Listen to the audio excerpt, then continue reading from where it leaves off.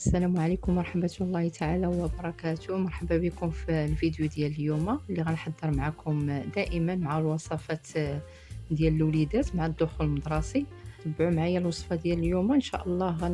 بالنسبة لهذا الكيك اللي هو بالشوكولاته واللوز، كناخذوا واحد الاناء كنوضعوا فيه 3 البيضات بدرجة حرارة المطبخ، كنضيفوا ليها 70 غرام ديال السكر حبيبات، اي نصف كاس ديال كاس العنبه بالعبار ديال كاس العنبه.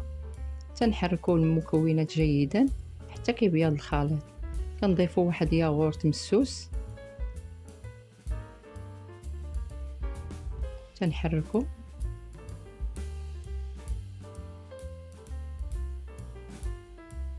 كنضيفوا 50 غرام ديال الشوكولات اللي كنا ذوبناه في حمام مائي، كنضيفوه حتى هو للخليط وكنحركو.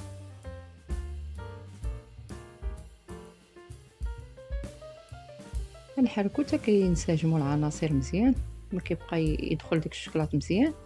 كنضيفوا الدقيق. بالنسبه للدقيق عندنا 80 غرام بالعبار ديال العنبه، عندنا كاس لارو.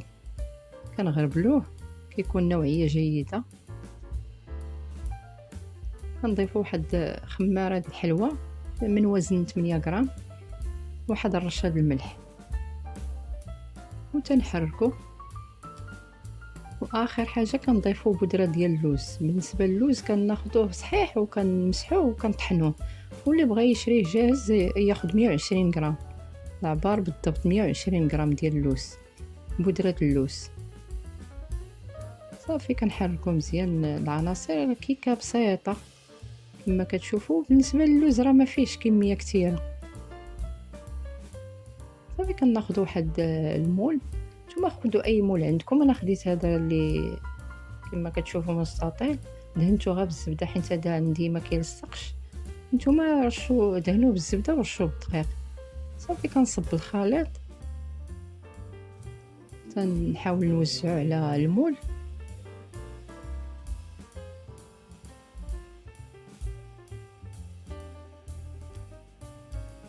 والفران ديجا سخنته. ملي كندخل الكيكه كنقص عليها العافيه حتى كطيب على خاطرها. كما كتشوفوا من بعد ما طابت زينتها بالصلصه ديال الشوكولاط. ذوبت واحد 80 غرام ديال الشوكولاط، ضفت ليه واحد معلقه كبيره ديال الزبده، وضفت قطرات ديال الحليب. ضروري ما ديروا الحليب حيت هو اللي كيخليه خفيف. وزينت باللوز مهرمش محمر كتذكير بان هاد الكيكه راه فيها اللوز، راه كتجي لذيذه. جربوها، كنتمنى تعجبكم. راه ملي كنقول لكم جربوها راه لذيذه نيت فعلا، كتستحق تجربه.